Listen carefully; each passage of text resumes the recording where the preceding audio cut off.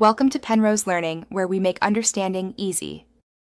In this video, I will explain how to create ledgers in Tally Prime. We'll cover the fundamental steps to set up your accounting records efficiently. Ledgers are crucial for organizing all your financial transactions, from cash accounts to specific expenses. This guide will help you master the process, ensuring your financial data is accurately categorized and easily accessible. Let's dive into the simple steps to get started. To begin, open Tally Prime and you'll see the gateway of Tally. This is your starting point for most operations. From here, use your keyboard or mouse to select the Create option. This action opens a list of masters you can create. Look for Ledger under the Accounting Masters section and select it. This will take you directly to the Ledger Creation screen, ready for your input. On the Ledger Creation screen, the first step is to enter the ledger's name.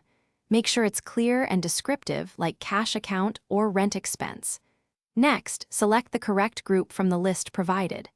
This grouping is vital for proper financial reporting. For example, a bank account would go under bank accounts.